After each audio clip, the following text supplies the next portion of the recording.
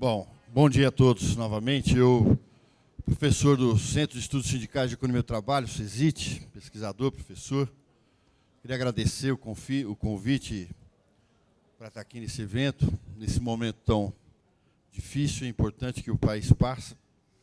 Eu preparei aqui a minha fala, que é o tema que foi me passado aqui, é falar sobre precarização e flexibilização. Então, eu vou procurar ser mais rápido, porque, professor, vocês sabem, a gente acostuma no horário de aula, 1h30, 2 horas, enfim. É o seguinte, todo mundo sabe que no governo Lula e Dilma também, nós tivemos uma mudança inusitada, eu diria assim, algo que até sensibilizou muita gente do mundo. Nós temos um curso de mestrado internacional, junto com a Alemanha, África do Sul, Índia, Estados Unidos, lá na Unicamp, dado em inglês. E eu lembro que em 2007, 2008, a gente ia para lá, os caras falavam, como é que vocês estão conseguindo fazer tanta coisa, lá, aumentar salário mínimo, formalização, emprego, não sei o quê. Né?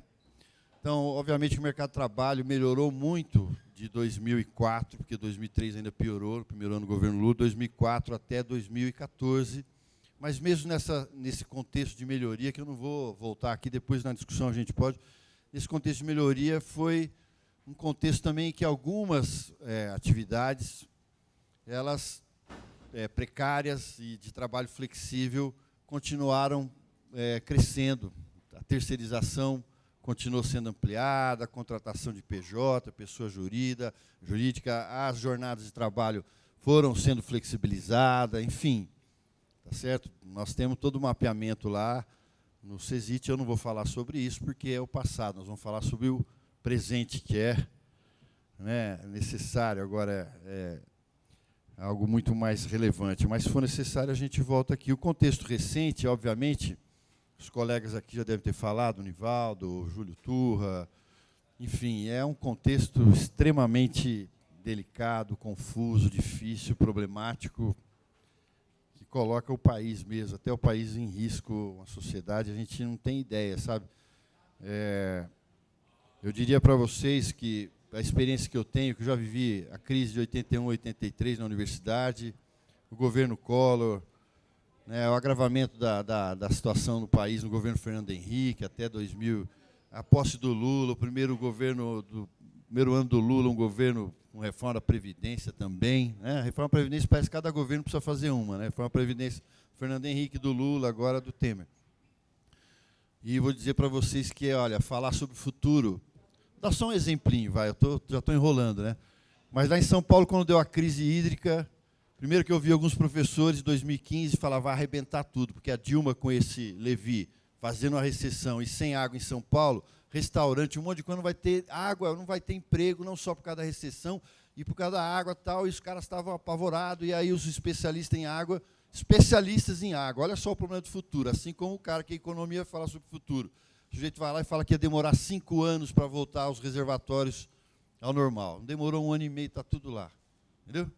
Então, às vezes, a gente é muito pessimista e não é assim. Às vezes, também, a gente é otimista e a coisa arrebenta de um jeito que a gente não espera, tá certo? Convulsão social, essas coisas. Alguns vão dizer, não, o Brasil é um país, tem um passado, uma história, não sei o quê, ou uma estrutura autoritária, ou um controle, sabe-se lá, tá certo? Acho que é difícil, por quê? Porque a referência que a gente tem para olhar para o futuro é o passado, o presente. E o presente, por exemplo, para entender melhor a crise, a gente precisa esperar o quê? 1 ano, 1 ano e meio, 2 anos para entender melhor a crise econômica, política e tal, e mesmo assim, isso dificulta muito para a gente fazer cenários, não é nem fazer previsões. Cenários para o futuro já é muito difícil, tá certo? Então, o contexto recente, obviamente, ele é de uma forte crise econômica, de difícil solução, mesmo com a mudança de governo, não vai ser fácil, assim como não foi fácil o mandato da Dilma e o segundo mandato. É um contexto, obviamente, os colegas já falaram aqui, o golpe, crise política, não vou falar muito sobre isso, posso falar depois, porque o meu tempo aqui eu vou centrar mais para falar sobre a questão da precarização do trabalho e da proposta de reforma trabalhista. E, obviamente, esse contexto de fome, crise econômica, de golpe, né, de instabilidade política, de emergência, né, de uma atuação maior da direita conservadora, autoritária, liberal, né, patrocinada, financiada pela direita internacional. A gente sabe que tem financiamento para isso, já está claro, e pela direita brasileira, pela plutocracia, né, a oligarquia do dinheiro e tal, e a mídia concentrada, que o governo dos trabalhadores, apesar de todo debate, discussão que nós fizemos e demanda e tal, acharam que não era importante fazer. A Dilma chegou a falar isso claramente. Não, a questão da mídia é uma coisa democrática, tal, como se... Imagina. E agora a gente está sentindo o peso de não ter feito uma reforma disso. Então, é o seguinte, olha só. Pacto sobre o mercado de trabalho. Aqui meu foco é mais trabalho, nosso centro de trabalho, relações de trabalho, sindicalismo e tal. Se depois tiver questões sobre economia, eu também sou professor de economia brasileira, internacional, gostaria muito de, se for necessário, se tiver tempo, fazer as discussões, porque, como eu vou mostrar para vocês na primeira parte, a questão econômica, a queda do PIB, ou seja, a política econômica que se inicia mais fortemente com a Dilma, nós temos que deixar claro isso, porque as nossas opções de futuro, as pessoas que vão querer representar, né, elas vão ter que dizer para a gente o que vão fazer, porque aqui entre a gente tem que ser claro. A Dilma não falou que ia fazer, botar o Levi, fazer uma recessão de 3,5%, e apesar do golpe, da crise política, tudo isso, que obviamente complicou, a coisa da Lava Jato, a Petrobras é importante, as empreiteiras e tal, eu diria para vocês, no impeachment do Collor, o PIB caiu 0,6%. E era uma crise política, uma coisa internacional, depois da guerra do Iraque, lá, um contexto ruim também e tal, caiu 0,5%. Então, não dá para a gente atribuir a queda do PIB de 2015 somente à crise política. E é muito mais a política que ela aceitou fazer, chamando um representante banqueiro para assumir e fazer uma política econômica extremamente liberal contra o emprego, contra o mercado de trabalho, contra o povo, contra os trabalhadores. E isso afetou 2016, tá certo? Então, a forte queda do PIB.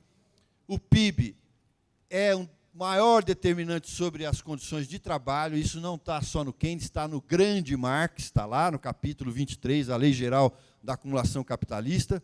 Se não tiver emprego, você pode ter uma legislação, a Constituição pode fazer isso no Haiti, e não faz estrutura produtiva, nem crescimento, nada, e vai ver que tipo de, como é que você paga um rendimento, um salário ou benefício. Se não tiver estrutura, base material, que o Marx chama Deus, e é isso que a gente está minando, destruindo. Obviamente que a institucionalidade, o poder, a luta de classe, tudo isso tem importância, mas a economia também, senão o Marx não ia passar a vida inteira escrevendo um livro cujo título se chama O Capital. Então, primeiro, qual o primeiro impacto da crise? Na história do Brasil, pelo menos desde quando a gente tem indicadores, mais do que em 81, 83, na grande crise provocada pelo Delfim Neto no governo do Figueiredo, no último governo militar, mais do que lá, o desemprego explodiu e foi uma coisa brutal e rápida. E a informalidade, ela é a irmã gêmea do desemprego. O sujeito fica desempregado, começa a procurar qualquer coisa, aceitar qualquer bico, qualquer coisa, e a informalidade cresceu também. Os rendimentos do trabalho caíram, o salário, obviamente, caiu, o rendimento do trabalhador por conta própria, imagina. Aqueles que estavam prestadores de serviço para a empresa, para a família, jardineiro, pintor, diarista, qualquer um, o rendimento deles, o salário de quem era empregado doméstico, rendimento de diarista, rendimento de autônomo, vendedor, a demanda caiu brutalmente, as pequenas empresas estão quebrando, as grandes estão devendo, elas têm 55% das empresas hoje não faz um caixa suficiente para pagar o juro. Os bancos, ninguém fala isso na televisão, os bancos não estão só preocupados com a reforma, obviamente, que eles defendem e tal, mas estão preocupados porque esse país pode passar esse ano uma crise financeira sem igual. E um país com uma crise financeira que bate nas empresas e que pode bater nos bancos e quebrar banco, ou exigir uma medida de intervenção do governo mais forte e tal, que complica com gasto público, eles são contra o gasto, quando é gasto social, gasto para o povo. Mas na hora de salvar banco, eles não vão ser contra.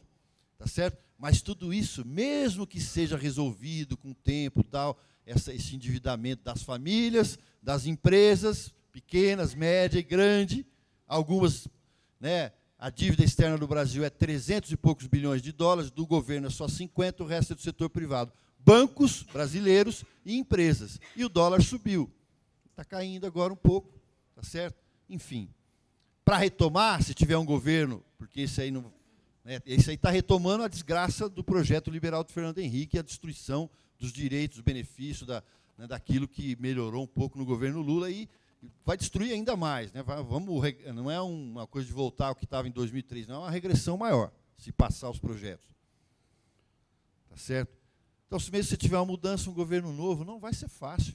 Entendeu? O que a gente tem montado aí não é uma coisa simples para botar a economia para andar. E sem a economia andando, o desemprego, a informalidade, os salários não vão caminhar. Entendeu? Isso não caminha somente com lei, com legislação, com luta. É importante fazê-la. Mas mesmo que você tenha muita força e mudança, se a economia não caminhar, você não tem riqueza para dar base, para distribuir, mesmo que você consiga, coisa que é impossível no capitalismo, só se você fizer uma revolução, você conseguir tirar um monte de dinheiro dos ricos, tá certo? E distribuir para os pobres no capitalismo. Bom, como é que vai crescer a economia, como é que vai ter investimento? Não vai, tá certo? Então, ou seja, não se iludam, porque algumas coisas hoje na internet tem muito acesso, o pessoal fala crescimento zero, tem uma coisa, tem até umas discussões importantes, porque isso pode ser importante para a Dinamarca, para a Noruega, que tem uma renda per capita de 50 mil dólares, né? Luxemburgo, que é um país que ninguém nem conhece, não fala muito, 65 mil dólares. Nossa renda per capita é 8. Então, para criar uma estrutura social boa, infraestrutura, educação, saúde, justiça, segurança, habitação, saneamento, tudo isso, não dá para fazer uma sociedade, uma economia materialmente, como tem os países que são hoje considerados países ricos, que superaram a pobreza e tal. Não dá para fazer com essa renda per capita, certo? Vai ter que crescer. Bom, com esse emprego, com essa crise, as empresas numa posição frágil, as empresas estão devendo, a queda cai também, entendeu? As empresas devem, o rendimento, o faturamento caiu, tudo isso, vocês sabem disso, basta ver o quê? O que aconteceu na educação privada. Tem escola que não consegue abrir curso. Em Campinas tem várias, demitindo professores. Todo ano, normalmente, escola privada, faculdade, demite professor e contrata outros, né? Faz aquela rotatividade para baixar salário e tal. Agora não, só estão demitindo, fechando curso e tal. Então, isso, de um lado, os sindicatos, os trabalhadores com desemprego têm mais medo de fazer greve, de fazer isso aqui, tá, isso é histórico, não tem muita discussão sobre isso. O sindicato tende a se enfraquecer com a queda do PIB e aumento do desemprego. Por um lado. Por outro, as empresas tendem a ter um potencial, porque na luta de classe, na negociação, acordo, negociação coletiva, se as empresas estão indo bem, e se você tem força, a chance de você conseguir um aumento bom, benefício, é muito grande. Agora, se você olha, de um lado, mesmo que os trabalhadores, um setor estiver bem, mas as empresas estão muito mal, ela não vai dar, porque ela sabe que se ela der, ela está reduzindo emprego, faturamento caindo, ela deve, juro alto e tal, se ela der, ela vai quebrar. Entendeu? Tem muitos que vão quebrar. Então, ela não vai dar. Então, não é um problema só de luta, né, de força. Agora, na crise, a gente vê, de um lado, os trabalhadores mais fracos, porque a base está mais fraca, e, nesse momento, devemos dizer, no auge da crise do governo Dilma, eu sei, né, a gente dá muita aula para sindicalista, há décadas, é triste dizer isso, mas, enfim, há décadas, e as pessoas nos contam que a base, né, de várias categorias importantes do país ficaram muito descontentes com o governo Dilma, que não queria nem ouvir falar. Isso é uma coisa grave, tá certo? Enfim. Então, é isso. Ou seja, né, eu não vou ficar discutindo muito isso aqui, mas é esse contexto que a gente está vendo. Alguns não têm nem salário, o setor público não recebe, outros estão 2 anos em layoff, em licença, contrato suspenso, vão entrar de novo, a automobilística está, né, capotando, enfim, consumo. Isso vocês veem muito. Vocês veem muito. Eu acabei não passando aqui, eu estou olhando aqui que eu sempre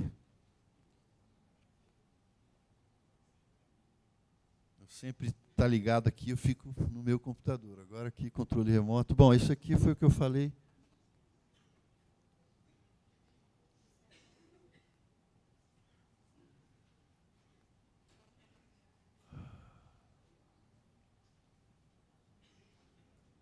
Está funcionando. Então, primeiro ponto, a coisa mais economia, base material. Segunda, vamos olhar um pouco a coisa das instituições, da crise política, a luta de classe, a questão ideológica, tal, também bem rapidinho.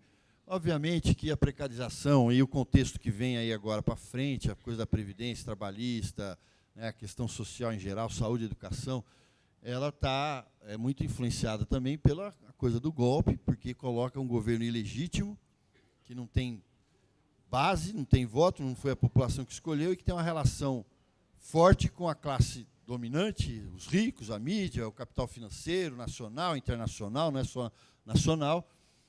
Então, você vê uma crise política também, você vê que estão aproveitando esse governo, que não é ilegítimo, mas de uma forma você vê a elite segurando, o PSDB, outros partidos de centro-direita apoiando, participando do governo, e trazendo de volta uma agenda neoliberal que o Fernando Henrique, o Collor, o Fernando Henrique, que criaram a maior crise, não só no Brasil. Esse tipo de projeto criou uma crise brutal na América Latina. Parece que esses caras não percebem, que eles acham que o Chaves, né, que eles mudaram politicamente a Venezuela, que a mudança política na Bolívia, no Equador, na Argentina, no Brasil, que isso tem a ver com o quê? As pessoas, de repente, viraram à toa, elas viraram, né, porque aquele projeto arrebentou a América Latina.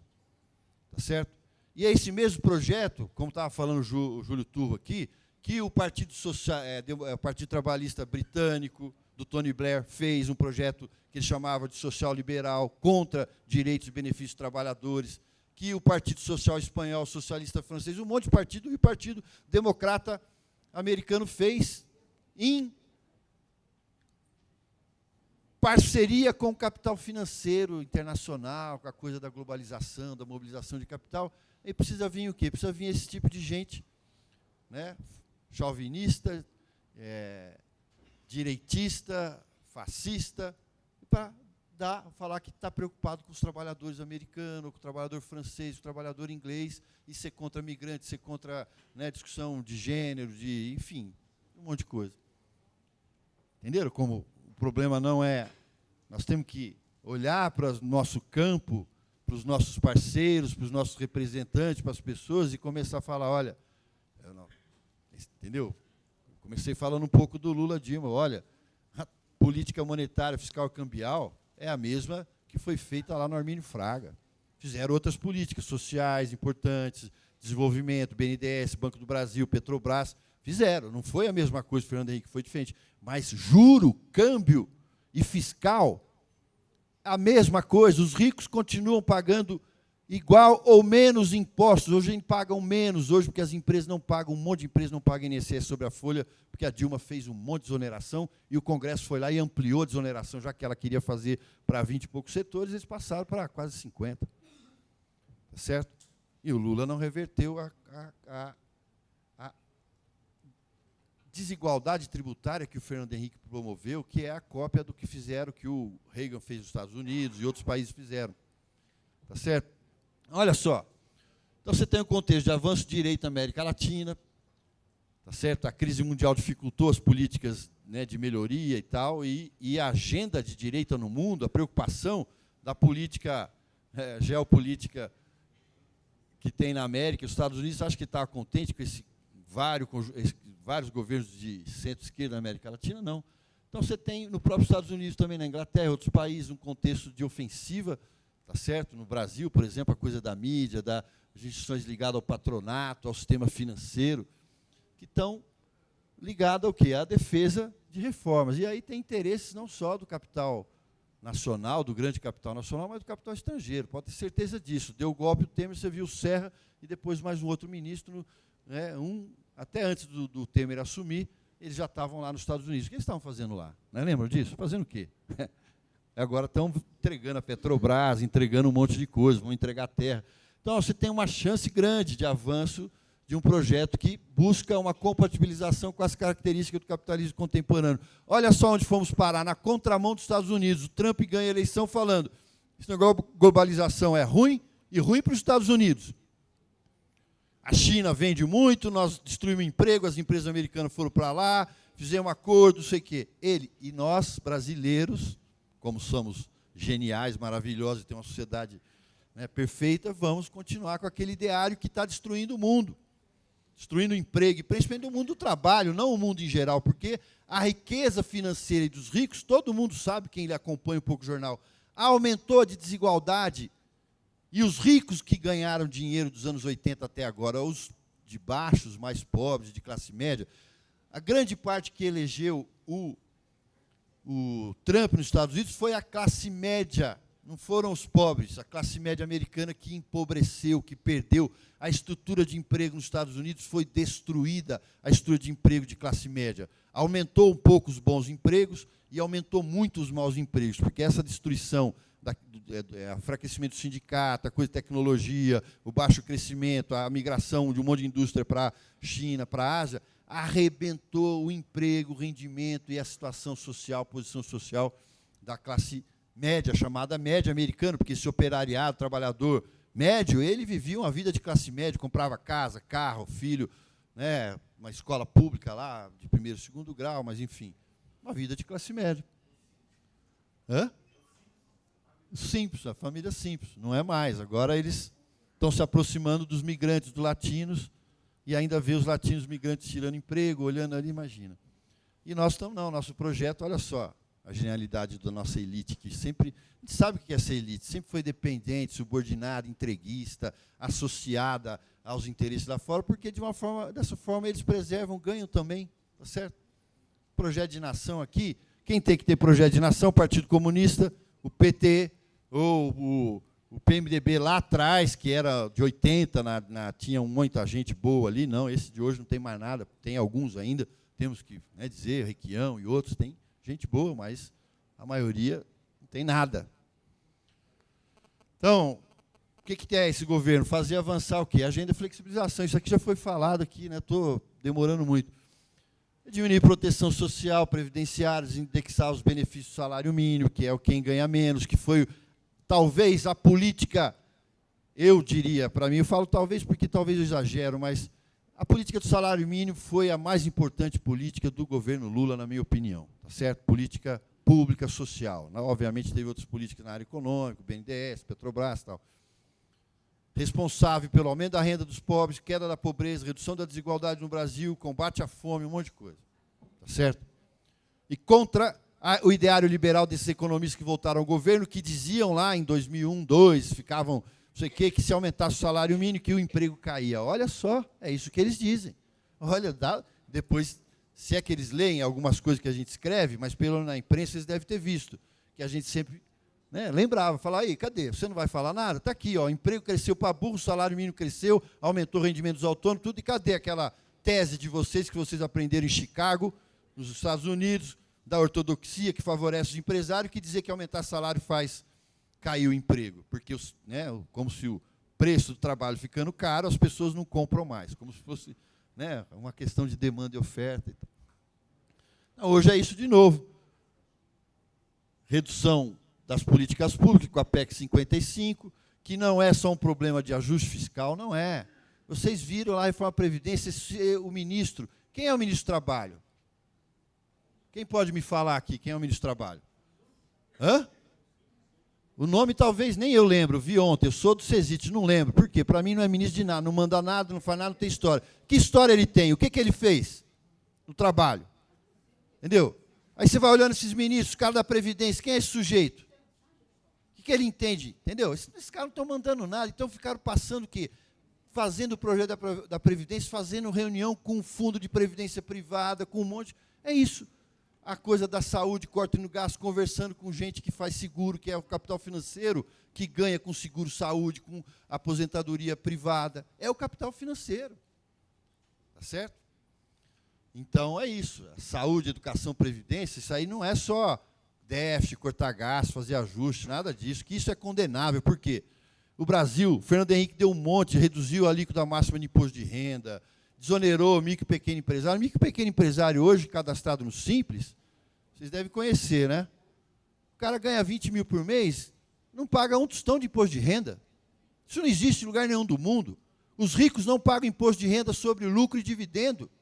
Só o Brasil e a Letônia, que é um país fantástico, exemplo para o mundo inteiro, não é isso a Letônia? Ninguém conhece. Nem os Estados Unidos, no seu conservadorismo do Reagan para cá, isenta totalmente os ganhadores de juros e dividendos. E no governo Lula, Dilma não mudou nada disso. Eles deram, ao contrário, desoneraram a PLR, com demandas de muitos trabalhadores, principalmente do ABC paulista, que achava que eles, como os capitalistas não pagam imposto sobre juros, sobre lucros, a PLR não devia ser tributada. Olha só que maravilha, em vez de... Né, nós fomos contra, vocês estão loucos, em vez de vocês criticarem a isenção de tributos, né, vocês querem se igualar aos capitalistas e isso vai minando a capacidade do Estado de gastar. As exonerações da Previdência, a Dilma achava, os empresários pediram, ela deu baixa contribuição previdenciária, baixo juro, baixa energia elétrica, lembra que ela baixou? Baixa energia elétrica e deixa o dólar mais caro, que a gente vai investir, meu Deus do céu, né? Diríamos nós, ela que estudou na Unicamp. Onde é que ela aprendeu isso? Na Unicamp não foi, na nossa economia lá, ela nunca aprendeu isso. Os empresários ganharam dinheiro, pagaram menos previdência, menos juro lá em 2012, principalmente, 12, 13, a energia elétrica caiu, o dólar subiu, protegeu eles, deram uma melhorada e, obviamente, não investiram em tostão. Alguém ia investir dinheiro com capacidade ociosa que tinha lá já de 20% e uma crise internacional brutal? Não.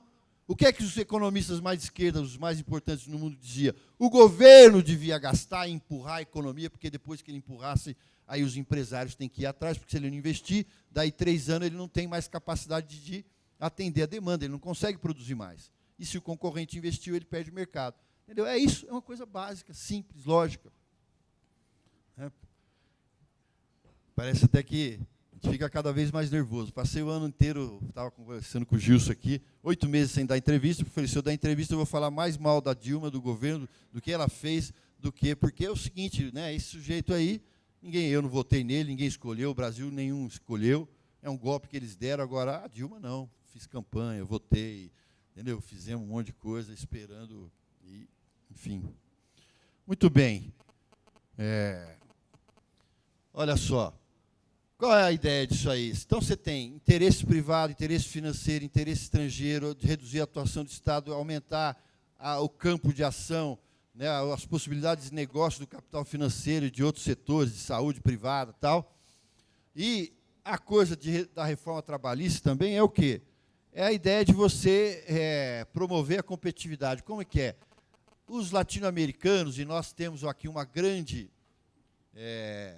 passagem, uma grande contribuição para a discussão sobre o subdesenvolvimento e pobreza, né, as estratégias de desenvolvimento, porque no mundo, você vai ver, depois dos países desenvolvidos, quem começa a se desenvolver mais é a América Latina, antes da Ásia, tá certo? O Japão já era desenvolvido, industrializado. Então, a grande discussão sobre desenvolvimento, ela se dá a partir da criação da CEPAL, Comissão Econômica América Latina, que é um órgão da ONU, depois da Segunda Guerra Mundial. E os economistas argentino, brasileiro, chileno, vão dar uma contribuição imensa para a discussão sobre desenvolvimento no país. E é a partir da CEPAL que a gente desenvolve essa ideia de competitividade espúria. O que é? É você ter o quê? Salário baixo, poucos benefícios, um dólar muito barato, porque isso era lá nos anos 50, 60, e pouco imposto, pagar quase nada de imposto, entendeu? Então, o que eles querem de novo hoje? Você vai ver a agenda da CNI, da Fiesp e tal, é isso, não querem pagar imposto, então por isso que todo o ajuste, se tivesse realmente a Previdência, não tem déficit no Brasil, mas se tivesse, você poderia dizer, o governo tem déficit, nós vamos aumentar um pouco de imposto e vamos reduzir um pouco de gasto. Certo? Qual foi o imposto que a Dilma aumentou? Qual foi o imposto que o Temer aumentou? Nenhum. Nem a Dilma, entendeu? É isso que a gente precisa dizer também. O Fernando Henrique, em 98, quando quebrou a crise, um governo extremamente liberal, propositadamente liberal, ele aumentou a CPMF, ele aumentou a líquida de imposto de renda, que ele havia reduzido de 25 para 27,5, ele aumentou a COFINS, tá certo? E cortou gasto também. Agora nós pioramos, mesmo com o governo do PT, depois de vários anos de organização e tal, só corte de gasto, tá certo? Então, por quê? Porque os empresários acham que pagam muito imposto. Então, querem o quê? Tem uma estrutura produtiva que está fora da terceira revolução industrial tecnológica, a indústria foi quase que destruída, não vou dizer destruída, mas perdeu importância enorme no Brasil, mesmo no governo Lula e Dilma, e já tinha perdido muito no governo do Fernando Henrique.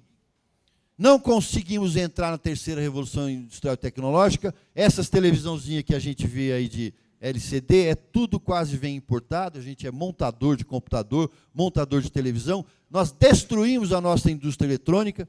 Vocês lembram da Gradiente ou não? Que era, né, símbolo. Nem ela não temos mais.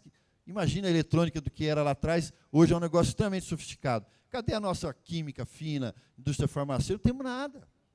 Para falar uma coisa, melhoramos com o Lula, a indústria do petróleo, de embarcações, o pré-sal, tá certo? Mas a indústria perdeu participação no PIB. Ela só olha do ponto de vista tecnológico, estamos atrasadíssimos, mais do que a gente estava nos 80, porque o mundo lá fora, a coisa tecnológica avançou muito, tá certo? Antigamente vinha uma empresa que fazia automóvel, ela fazia praticamente todas as peças aqui. Hoje, que se chama de cadeias globais, a empresa no mundo ela organiza as vendas, o marketing, às vezes uma parte da montagem e tal, e ela compra peça, parte, componente, serviço do mundo inteiro. Então não virá mais uma empresa para investir aqui no Brasil e montar um complexo, como foi o complexo automobilístico, entendeu? Ou uma parte da química que veio. Não virá. Vem uma empresa ou outra, nós estamos fora, quase, das cadeias. Só não estamos totalmente fora pelo aquilo que a gente construiu até 80 e um pouquinho.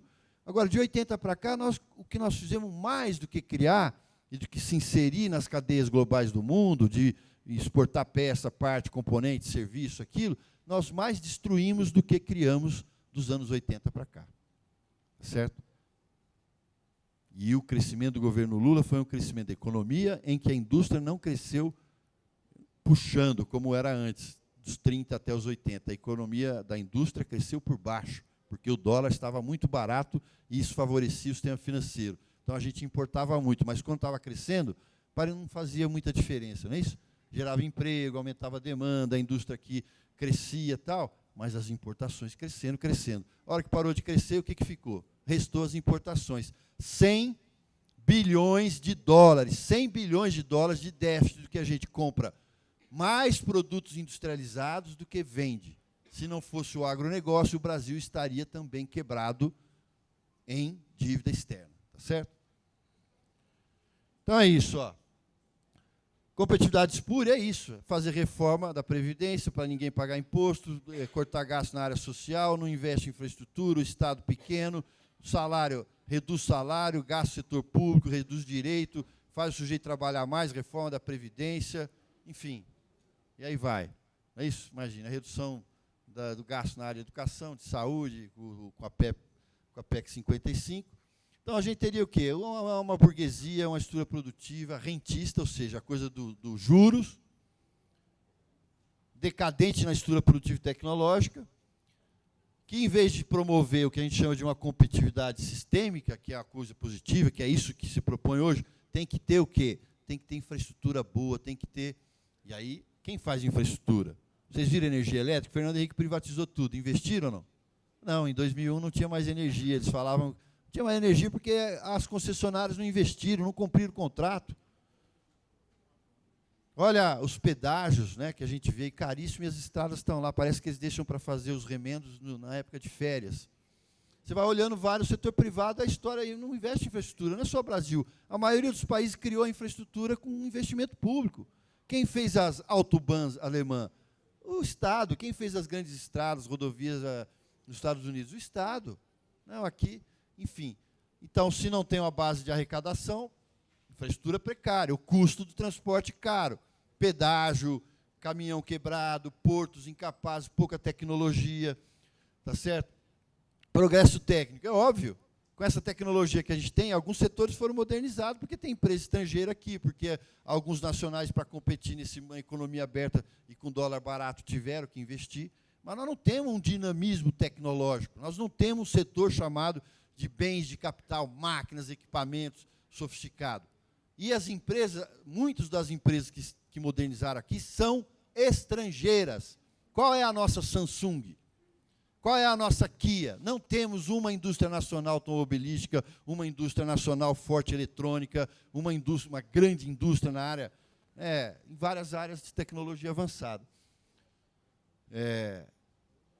Juros são altíssimos, maiores do mundo, não precisa falar nada sobre juros. Impostos, estamos reduzindo impostos, a elite paga muito pouco imposto, tanto a financeira, a produtiva e a do agronegócio. Muito do que se fala que é déficit da Previdência não é déficit, porque está dentro da Seguridade. Mas muito está lá da Seguridade, porque o agronegócio brasileiro, a agricultura, ficou décadas, desde 30 para cá, sem pagar nada para a contribuição previdenciária. A lei trabalhista só vai para o campo em 63. E, mesmo assim, eles continuam tendo um regime diferenciado de contribuição para a Previdência. Esse déficit que eles falam que é por causa da aposentadoria rural, deveria ser acreditado ao quê? A falta de contribuição de imposto, de um setor que, naquela época, talvez não fosse tanto, porque era muito café, até os anos 60. O café, em 60, era responsável ainda por 55% das exportações brasileiras. Mas, de lá para cá, modernizou, eles são competitivos, poderia estar pagando tranquilamente, mas não se cobra nada. Vai ver qual é a bancada do agronegócio, né? Imensa. Então, você teria que ter mais impostos sobre renda, herança, propriedade, patrimônio, e não sobre preço, porque hoje, com a economia aberta no mundo assim, você tem imposto sobre preço, é acabar com a tua competitividade. Então, é o quê? Mais infraestrutura, tecnologia, competitividade, formação, né, de mão de obra, se bem que isso hoje não vamos falar muito, porque toda vez que o desemprego cresce, como foi no Fernando Henrique, eles vêm com o quê? Precisam qualificar trabalhador, como se o problema fosse o trabalhador, como o Fernando Henrique disse, lembra ou não? Ele é um inempregável. Cara, os liberais gostam de colocar culpa na vítima. A sociedade produz desemprego e aí eles dizem, a culpa é você é um ignorante, é um sujeito que não estudou, não tem nada, não tem capital humano, né, que é outra expressão liberal. Olha só os dados só para ilustrar. Olha isso aqui. Olha a queda do PIB. Olha aqui. Queda do PIB, governo Dilma.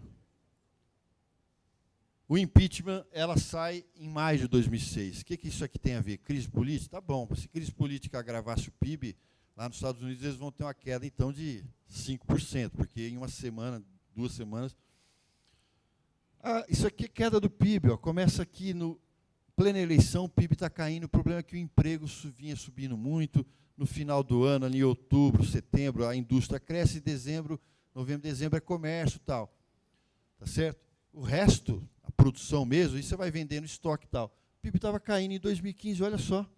2016 eu não consegui atualizar aqui, porque eu não achei onde eu tinha o gráfico, não tinha a tabelinha que faz o gráfico.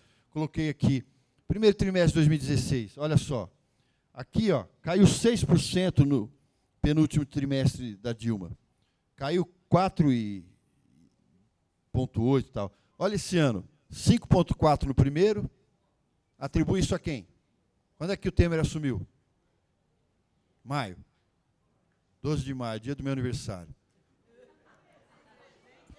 Não dava nem para comemorar. E não devia comemorar também 55 anos, enfim.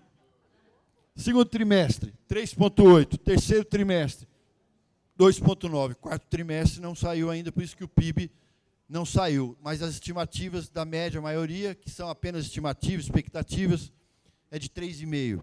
Pode dar 4, pode dar 3,8, 3,9, porque, olha, 5,4, vai sair o último, faz a média, tá certo? Mas não precisa, a gente já sabe, só para ver o comportamento do que ocorreu com outras variáveis, a gente já percebe, olha só, vou ser mais rápido um pouco. Olha a população ocupada. População de 14 anos ou mais de idade no Brasil. A população cresce 0,8, que, olha, não é por nada não. A gente não pode dizer também a culpa da população. Só tem pobreza porque tem gente. Se não tivesse gente, não tinha pobre, não é isso? Tem outros que dizem assim, a Previdência está numa crise porque as pessoas vivem mais, né? Tinha um japonês que ficava enchendo o saco da gente, um liberal. Bom, se você quer ter Previdência para as pessoas viverem menos, você está enganado. As pessoas vivem mais, a Previdência, a expectativa de vida está aumentando, é isso. Você está, entendeu? Mas, enfim, parece que a vida das pessoas, viver mais, a saúde, tudo isso é um problema, tá certo? Para quem não quer pagar imposto e tem dinheiro, realmente é um problema. 0,8. Esse é o menor ritmo de crescimento de toda a história brasileira e vem caindo fortemente desde o final dos anos 60. Não fosse isso, essa queda do PIB ia provocar uma explosão do desemprego ainda maior, porque foi uma explosão, mas seria um negócio muito maior. Se você pega essa taxa de crescimento aqui nos anos 2000, era muito maior, na época do Fernando Henrique era maior, tá certo? O Fernando Henrique, você pode ver, não teve nenhuma grande queda do PIB no Fernando Henrique, de 95 até 2002. Teve uma em 98 pequenininha. E o desemprego explodiu. Teve transformações estruturais, abertura, tá certo? E a população crescia mais. Então, olhem só, isso aqui é o que nós chamamos de transição demográfica, a população está envelhecendo. Quando eu pego a população 14 anos ou mais, eu vejo que ela cresceu no acumulado, ó, ela vinha crescendo, mas no acumulado 2016, 2014, que é o que eu vou focar aqui, ela cresce mais do que a população. Por quê? Porque tem um monte de gente de 60, 65, 70 anos que está no mercado de trabalho. E a taxa de atividade das pessoas que têm 25 anos ou mais é muito maior. Para cada 100 pessoas que têm 25 anos ou mais, tem muito mais gente que trabalha. Tá certo?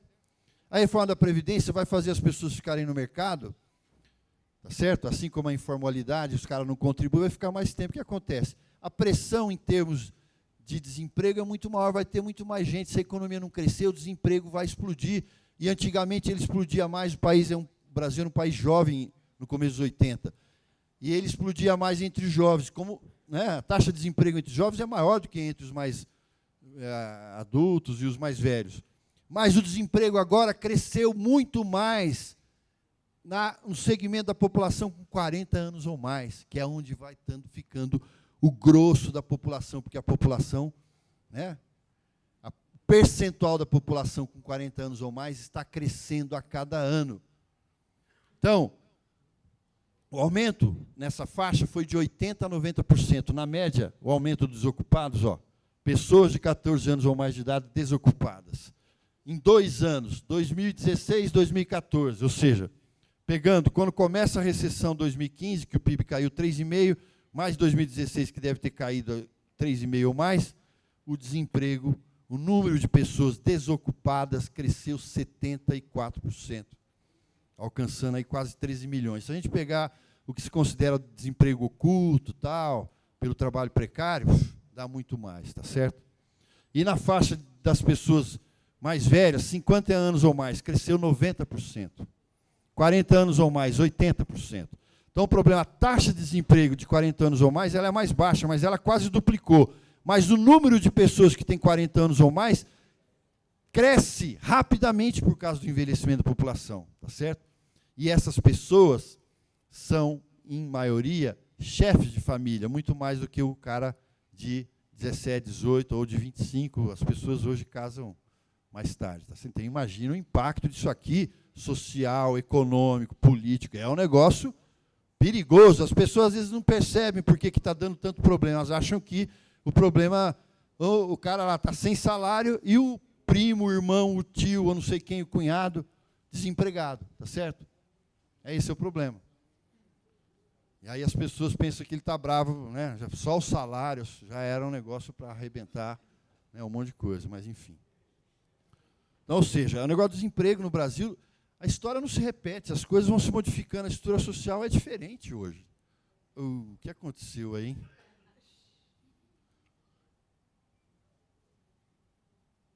Aqui, isso aqui é a taxa de desemprego. A taxa de desemprego da PNAD ela é diferente do que era aquela antiga taxa que a gente divulgava da PME. Mas olhem só, foi de 7,3 em 2012, caiu aqui até 2014, quando o PIB ainda crescia, ou, né, em 2014 cresceu 0,5%. Mas olha aqui, veio a crise, o desemprego vai, a taxa de desemprego, essa taxa de desemprego é aberta, se eu considero aqueles que estão em situação de bico e tal, ela é muito maior. E olhem que a população fora da força de trabalho, ó, vinha aumentando, né? E passou a diminuir, o que dá uma folga. A população na força de trabalho, ó, a tendência dela é o quê? Crescer. Por quê? Por causa do envelhecimento da população. A taxa de participação das pessoas no mercado de trabalho, ou seja, de cada 100 jovens de 10 até 25 anos, essa diminuiu o percentual que trabalha, por causa do FIES, do ProUni, né, de ampliar as vagas nas escolas técnicas da universidade, o aumento da renda das famílias, né, o Bolsa Família foi importante, que as pessoas têm que botar o filho na escola, então, não deixar de trabalhar, diminuiu muito a taxa de atividade dos jovens. mas a taxa de atividade de 25 anos ou mais, 40 anos ou mais, é imensa. E o volume de pessoas que tem, a quantidade de pessoas que tem essa idade, de 25 ou 40 anos ou mais, é enorme hoje. O país está com 207 milhões, né, de habitantes. Então, se não tiver emprego, é uma irracionalidade, é de uma coisa, às vezes, né, dá vontade de sair correndo, falar a verdade. O país, a população está envelhecendo, o país precisa trabalhar. O cara vem com a reforma da Previdência, que diz o seguinte: primeiro, faz um desemprego. Vocês já viram, tem alguma lógica você falar para o povo, o governo tem déficit, ou a situação está difícil? Bom, quando a situação está difícil, as pessoas têm que fazer o quê? Ficar sem trabalhar? Hã? Você bota 15% da população desempregada, ou 23%, como na Grécia, tem cabimento ou não? Aí você fala, bom, os economistas são idiotas. Não, não são os economistas. Economia não é uma ciência natural. Tá certo? Economia, né, o Keynes dizia, uma ciência moral. A economia é política, antes se chamava economia política. E eles vêm com essa ideia do que tem que fazer, porque isso atende interesse, tudo que a Grécia está passando, em parte, por exemplo, o Trump critica lá a globalização, só que ele botou, viu, Júlio Turro, botou lá o mesmo cara do Goldman Sachs, os últimos 4, 5 secretários de Tesouro, que é o ministro da Fazenda deles, todos eles vieram do Goldman Sachs. Então, quero ver o que ele vai fazer, se ele vai mudar. Por quê? Porque é a coisa do rentismo. Enfia uma política dessa na Grécia, arrebenta o país, 23% desempregado, a pobreza, a miséria, a fome. Na Grécia, um país tem gente passando fome. E aí os caras vêm aqui no Brasil também, ou seja, se aumenta, fala para as pessoas, a coisa está dura, vocês fiquem sem emprego, tá bom? Isso é racional, tá certo? Fala a verdade. Tem cabimento isso? Não tem. Alguma coisa está errada. O que é? A política não é para pagar dívida e tal. A política é o seguinte, para garantir os interesses dos ricos. Desemprego, tinha muitos que estudaram também lá fora, nos Estados Unidos, que trabalham no banco e foram diretores do Banco Central no Fernando Henrique. Sabe o que eles estavam falando em 2012, 2013? Que os salários estavam altos e que nós precisamos fazer uma política para reduzir salário e tal. Que nós estávamos em pleno emprego. Mentira, não estava em pleno emprego. O que aconteceu agora, nos últimos 2 anos? E a Dilma fazendo esse negócio em 2015, os salários caíram, o desemprego aumentou, os sindicatos vão se enfraquecer, eles deram um golpe, a direita está lá, e não vai ser salário, nem desemprego, nem redução do rendimento da informalidade. Vai ser corte da Previdência, dos benefícios, dos direitos trabalhistas e tal. É pior do que a gente imaginava. Aqui, eu acho que eu vou até passar isso aqui. Quanto tempo eu tenho? 5 minutos, então. 5 minutos. Olha só, mas, já que é só 5 minutos, então vamos fazer igual o Temer, né? O déficit estava alto, ele mandou o pau. Né? A Dilma fez um déficit, a Dilma deixou uma coisa, tal, déficit de quase 150 bilhões. Deu dinheiro para os amigos, né? Fez a base dele, fez tudo, não é isso? Está lá, com ideário liberal, mas certas coisas eles... E a elite entende, fala, esse governo vai fazer a reforma da Previdência, vai fazer isso, deixa ele gastar um pouquinho, porque ele precisa acomodar os interesses. O que é, Júlio? Não chegou assim, o orçamento eles botaram 170 para deixar uma margem, né? Porque pegar mal depois e falar, bom, mas então agora nós vamos pedir o seu impeachment também, porque daria até para pedir, mas enfim, por vários motivos. Olha só o que acontece, ó. Com carteira assinada, caiu em 2015, cai em 2016 e acumula, caiu mais em 16 do que em 15, ou seja, você tem um ano de queda de 3,5, mais outro ano, as coisas não vão piorando no mesmo ritmo, elas vão se agravando, porque tem gente que perdeu emprego e tem gente entrando. Então, o cara que saiu não arruma e tem mais alguns jovens entrando. Entendeu? O sem carteira cai menos. Por quê? Porque é tudo pequena empresa, 90%. E a pequena empresa, às vezes, o cara tem lá um boteco, tem um empregado, se ele demitir um, é mais difícil, fica, enfim. Tá certo? Mas já começou. Né? Você olha aqui e vai vendo, ó, aqui em 2016 não deu tanto, tal, está menor. O trabalho doméstico aumentou, o que é bom para caramba, para a classe média, para a elite, não é isso? Porque eles estavam achando muito caro o trabalho doméstico, e realmente tinha aumentado, ou seja, algo que era sinal de uma melhoria do Brasil, do mercado de trabalho, se poder pagar, era um negócio, porque o Brasil é um dos países que proporcionalmente mais tem empregado doméstico no mundo. Isso é herança da escravidão no Brasil. Isso é uma vergonha. Porque os salários são muito desiguais, é uma diferença brutal. Professor da França, você vai lá no seminário, ele sai correndo do seminário para pegar o filho na escola, para ir para casa, passar no supermercado, fazer a comida, não sei o quê. Aqui no Brasil, pelo menos professores das universidades com esse salário que a gente tem, a grande maioria tem faxineira, diarista ou empregado doméstico. Para não falar daqueles que aí não é problema só da renda, né? É da onde eles vêm. Aí o cara tem motorista, ele tem jardineiro, tem cozinheiro, alguns, né? Porque aí tem o patrimônio deles lá atrás e tal. Sociedade muito desigual, essa é a questão. A desigualdade, nem os Estados Unidos tem que um país rico, nenhum deles tem, né, uma desigualdade brutal e tanto empregado doméstico proporcionalmente. E aí o que acontece? Vem a crise, vinha caindo, vem a crise, o que acontece? Começa a aumentar de novo o emprego doméstico. Uma profissão que todo mundo gostaria que seu filho fosse, não é isso? Lembro que eu fui no Tribunal Superior do Trabalho, TST, e os ministros tinham um lá que falando, não tem jeito, terceirização é inevitável. Aí eu perguntei para ele, Vossa Excelência, sei lá o que eu falei, o senhor gostaria de ter um filho em trabalho terceirizado? Não? Ele não teve coragem de falar que ele gostaria, né? Porque, ou seja, ficou no... Quem quer ter um filho empregado doméstico? Ninguém tem, entendeu? Então, enfim... Está aqui, olha só, e está avançando à medida que vai acumulando, ou seja, nós vamos... Trabalho familiar, auxiliar, vinha diminuindo, Bolsa Família, um monte de criança, não sei o que e tal. Abrindo espaço para mais espaço, a mulher cresce a sua participação no mercado de trabalho, abre espaço. O que acontece? Explodiu. Por quê? O trabalho auxiliar familiar, por que explode aqui? Você olha. Porque... as pequenas empresas estão numa situação financeira horrível. Então, tem muita pequena empresa com trabalho familiar que o cara fala, não adianta você ficar aqui, você vai ter que tentar arrumar um emprego, arrumar um bico, alguma coisa, porque o que tem aqui no nosso trabalho familiar não dá renda nem para mim. Tá certo? Bom, eu vou passar aqui, tem a variação, ou seja, você pega aqui, ó, olha só, alojamento e alimentação. Né, olha o que aconteceu aqui, ó, com o rendimento médio. Aqui é onde o emprego aumentou, porque é bar, restaurante, hotel, não sei o quê, tá certo? O emprego mais fácil, a pessoa monta um botequinho, faz um negócio e tal. Mas olha a renda caiu brutalmente. Né, nos serviços, onde cresceu um pouco do emprego também, a renda caiu. Ó, no agronegócio, que não está tão mal e que o ano passado cresceu, olha a renda do agronegócio, tá certo? Olha a indústria, entendeu?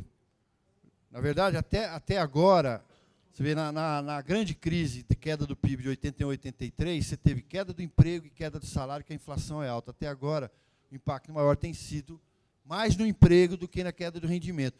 Mas, à medida que o desemprego vai se transformando em uma coisa que fica mais permanente, o impacto, as negociações salariais vão piorando, a situação financeira das empresas, se a economia não recuperar, piora, e a do Estado, que nesse caso nunca vi algo com uma deterioração, acho que nunca ocorreu no Brasil, uma deterioração tão profunda da situação fiscal, né, da União, dos Estados e dos municípios, como ocorreu agora, tão rapidamente.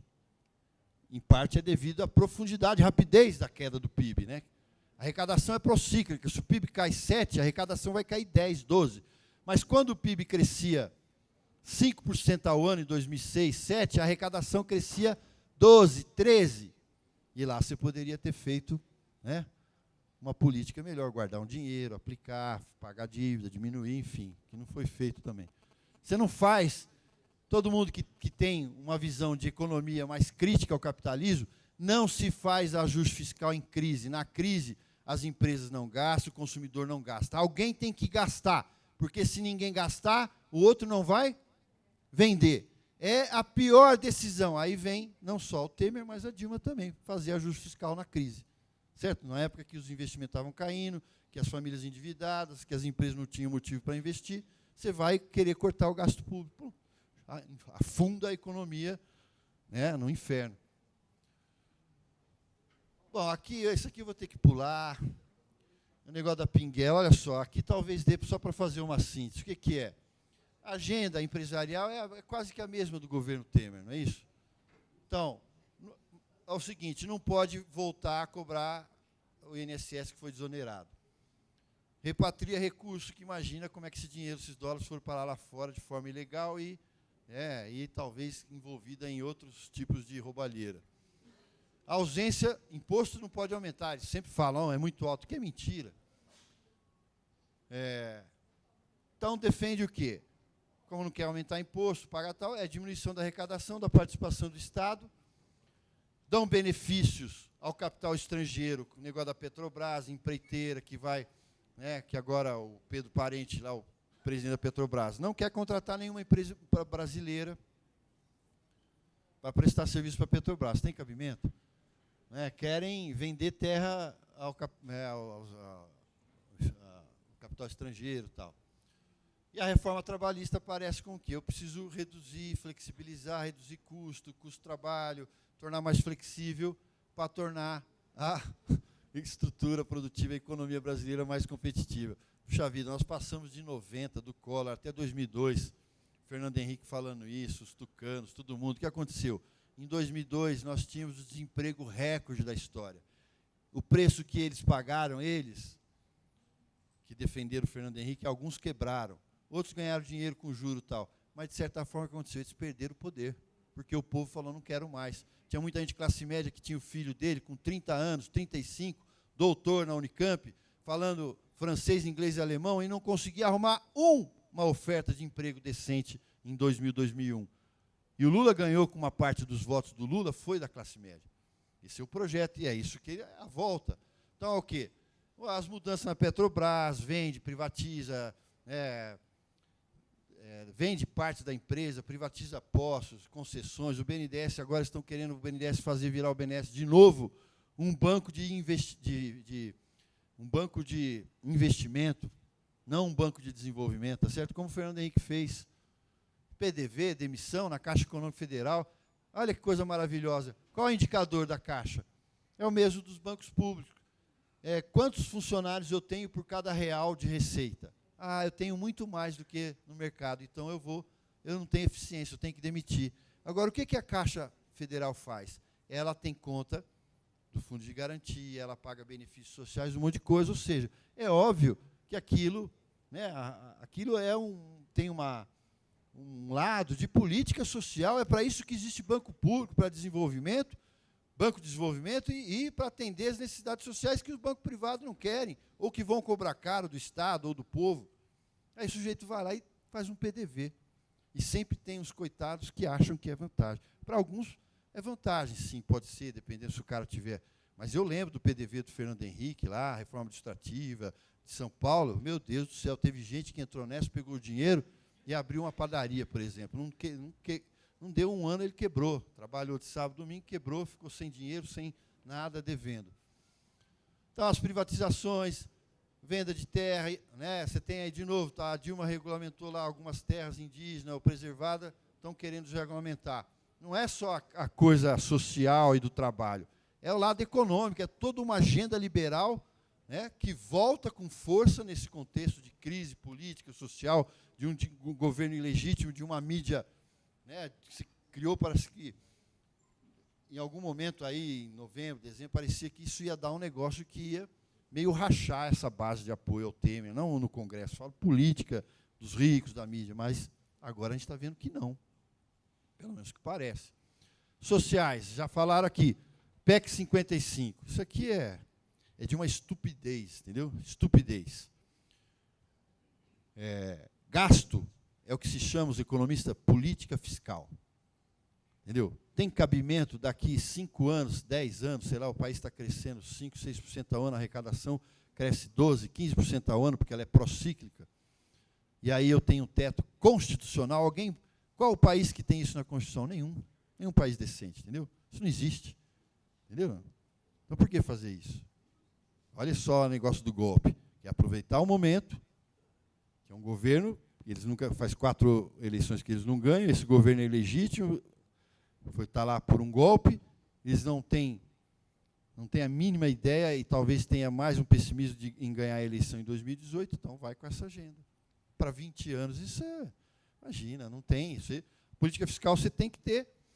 o mínimo de flexibilidade, tá certo? E o ajuste, se quer fazer um ajuste fiscal, por que não aumentar impostos?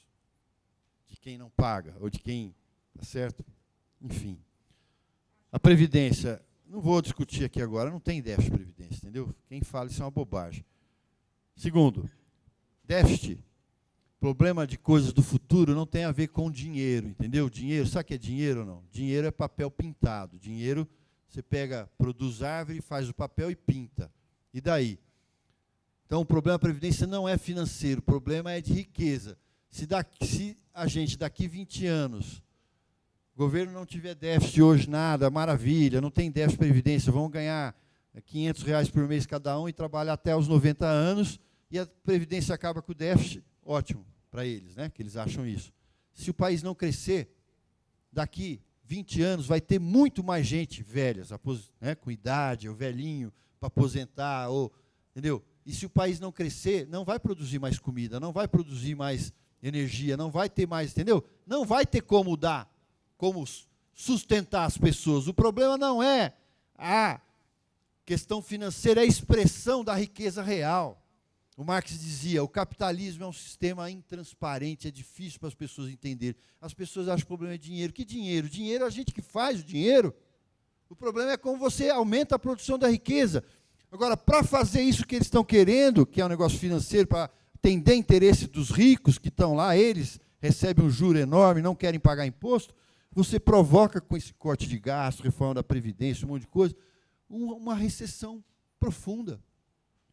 Em vez de se aumentar a riqueza, o PIB caiu. Ou seja, o PIB hoje, agora, no começo de 2017, ele é praticamente 7 e poucos por cento menor do que ele era no último trimestre de 2014. Nós passamos 2 anos, não é que nós não produzimos mais riqueza, nós estamos produzindo menos. É esse o grande problema, entendeu? Esqueçam esse negócio. A coisa financeira é a expressão da forma como você vai delineando a distribuição da riqueza, entendeu? E é por isso que eles vão mexer ali. Por quê? Quem vai pagar a reforma da Previdência? Os trabalhadores. Quem vai ganhar com a reforma da Previdência? O capital financeiro, a Previdência privada, os credores, aqueles que compram títulos da dívida pública, esses vão ganhar. E você acha que eles estão preocupados com o desemprego ou não? Para quem tem 10, 20, 30 milhões, ou 200, 300 milhões, ou 5, 10, 50, 100 bilhões. Isso aqui, eles não se preocupam nem se der uma guerra civil, se der uma coisa horrível aqui. Eles já têm casa em Miami, os mais idiotas, ignorantes, na burguesia, né, que não teve nem coragem de estudar alguma coisa. Mas tem outros que têm casa na França, na Europa, não sei aonde. É o seguinte, isso aí para eles têm algum compromisso com o Brasil? Isso aqui tem uma história de nação ou não? Isso aqui é uma China que tem um negócio milenar? Olha a nossa história, a nossa colônia, vocês sabem disso, aqui imagina, essa burguesia não tem... E mais do que isso, hein? A burguesia, o Marx sempre mostrava isso, ela tem compromisso com o lucro, faz parte, porque se ela não tiver, tal, se ela vai fazendo, paga muito salário, não inova, não aperta, não sei o quê, ela é comida pelo outro capitalista. Tá certo? Então, o compromisso dela não é com o combate à pobreza, nem com a desigualdade, nem com a nação. Então, você olha hoje nesse país globalizado, o que o Trump está falando? Ele está falando o quê? Que ele está apertando o empresário americano que investe no México, que investe na China. Então, olha só, entendeu o problema? Esses caras, como a transnacionalização, a internacionalização aumentou, isso que eles chamam de globalização, os caras romperam, eles estão produzindo emprego em outros países, ou seja, não tem mais relação nenhuma. A burguesia, que tinha uma coisa mais americana, potência, hegemonia, ou os ingleses, e depois será os chineses também, eles não têm, eles vão ter compromisso com lucro. Então, acabou, rompe. Né? Não só, mas o Brasil, o nosso não é moderno, produzido pelo capitalismo, a nossa falta de vocação, de sociedade que tenha um interesse, uma burguesia nacionalista. Isso vem da nossa formação, né, como um país de fora. Isso, de certa forma, contamina praticamente toda a América Latina, e os Estados Unidos e o Canadá têm uma história diferente, é outro processo de migração, fizeram guerra civil, né, os Estados Unidos principalmente. Mas não vou conseguir terminar de jeito nenhum que eu estou. Enfim, isso aqui eu vou passar. Venho aqui Só antes aqui um pouquinho, olha,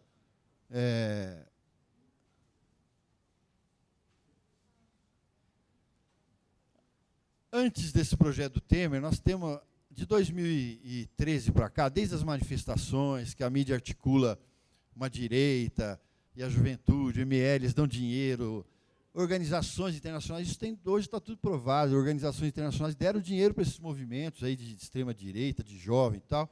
Desde ali, você vai vendo no Congresso e começa a ver um monte de projeto. O DIAP, né, fez um estudo, mostra, tem 55 projetos tramitando que ameaçam os direitos dos trabalhadores, né, isso alguns anteriores, mas aumentou muito depois de 2013, que é uma ofensiva. Então, você vem reformas que descaracterizam a lei, as formas de contratação, condições de vida e trabalho, as relações de trabalho, fragilização das instituições, tudo isso está lá. E foi avançando, avançando. Ou seja, com o golpe, assumindo o PMDB, o PSDB, o DEM e o governo, não é surpresa que eles venham com esses projetos. A onda estava ali colocada. É que a gente não imaginava, né, que, principalmente em 2013 e 2014, 2015 já começa, mas sem o golpe eles não conseguiriam fazer isso, tá certo? Mas, por exemplo, 2014, 2015, mesmo a Dilma no governo, como ela vem perdendo força e apoio no Congresso, você começa a ter comissões, várias vão aprovando e aprovando medidas de reformas trabalhistas e mudanças no sentido de flexibilizar, precarizar o trabalho, foram aprovadas. Algumas não, como a da terceirização, não no Senado, mas foi aprovado na Câmara e está no Senado em regime de urgência. Tá certo? Então, as medidas estão aí, terceirização, tem um acordo simples trabalhista, negociação, enfim, tem um monte de coisa lá. E, obviamente, que agora vem, então, o projeto do governo Temer. Vocês estão, eu vi na pasta aí, que vocês têm todos os itens aí, né? Vocês leram ou não? Se eu tiver mais um tempinho, só para...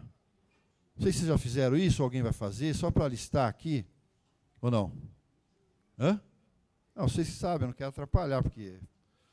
Ó, na verdade é o seguinte, você tem mudanças constitucionais e mudança em alguma legislação, né, ordinária e na CLT. É uma mudança profunda, a mais profunda que foi feita já na legislação trabalhista desde 43.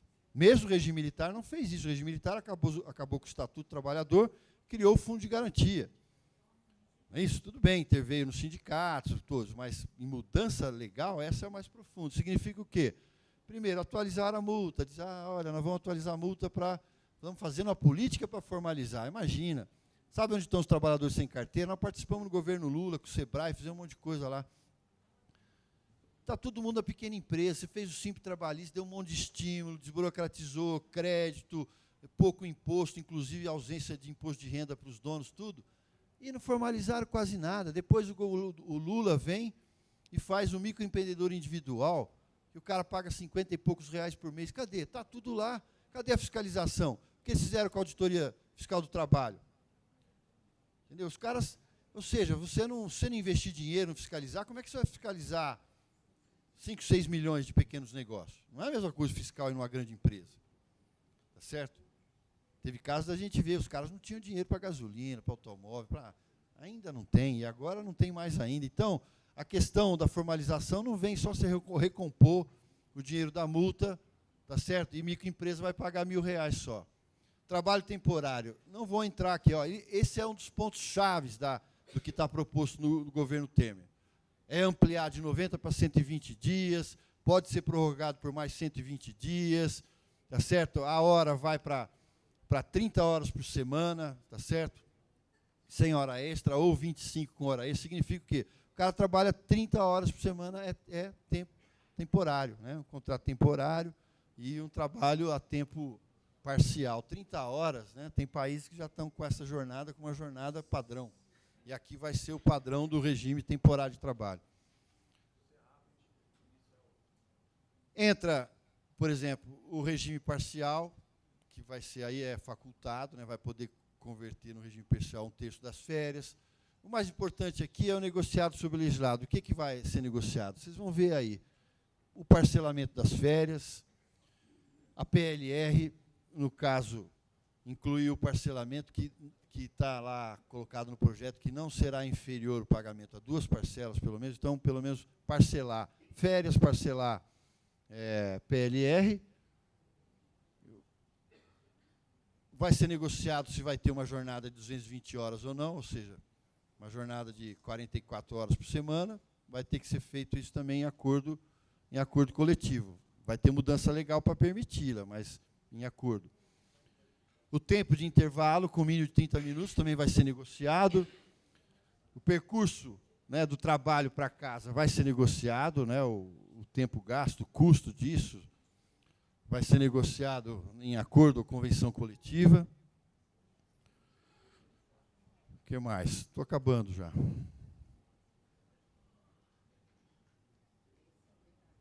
Esse é um problema, ultratividade da norma do instrumento coletivo de trabalho. Você faz uma negociação, um acordo, vigente por 2 anos, acabou os 2 anos, entendeu? Se você não fizesse outro, ele ia ficar vigente. Agora não, você vai negociar outra atividade, se ele fica vigente ou não. Então, se você não conseguir negociar que ele fica vigente, que acaba, meu amigo, entendeu? Você vai... Um problema enorme. Banco de horas, obviamente, né? Remuneração por produtividade, ou seja, isso é uma coisa que o sindicato europeu acabou no pós-guerra e que lutou muito nos anos 30 e 40. Por quê? Você dá remuneração por produtividade, é um instrumento ótimo para a empresa fazer você competir com ele e se matar de trabalhar, entendeu? E dividir os trabalhadores e ainda fazer. Aí a pessoa fala, hoje você produz, sei lá, 10 peças por hora. Aí você produz 20, você ganha um pouco mais. Daí, 2 anos, aqueles 20 é o mínimo, entendeu? Era isso que acontecia. Então, isso é um negócio horrível. E aí, coloquei aqui, inclusive, as gorjetas percebidas pelo empregador. Quem recebe gorjeta? Vocês entenderam? Dá para perceber, isso vem, obviamente, da Fiesp, da CNI, mas dá para entender o lobby, gorjeta que eu saiba é quem ganha mais dinheiro com gorjeta? Garçom, restaurante. Isso, os caras tiveram condições de colocar isso. Então, você imagina, você olha para o projeto e fala, meu Deus, uma coisa mal feita, um negócio que, né, aquilo ali, obviamente, que a comissão que está sendo instalada vai modificar, porque senão aquilo não tem. É um negócio impressionante. Plano de cargos e salários, tá certo? Que aí, eu acho aqui, por exemplo, a Europa, no pós-guerra, os sindicatos negociam isso. Não creio que isso seja um grande problema, negociar plano de cargos e salários, coisa que não se faz hoje, eles nem discutem, nem o regulamento da empresa. Agora, registrar a jornada, por quê? Porque ela vai ser negociada, a jornada toda vai ser flexibilizada, tal.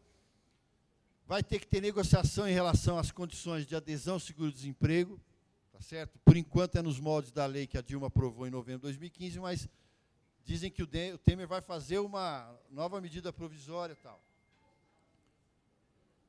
Regulamentação do trabalho remoto, que é o trabalho em casa, o trabalho, né, normalmente os caras que trabalham em casa, isso é um problema imenso, tá certo? É difícil regulamentar e vai ser negociado, né, entre acordo ou convenção coletiva. Olha só isso aqui, que eles colocam. A Justiça do Trabalho balizará sua atuação pelo princípio da intervenção mínima.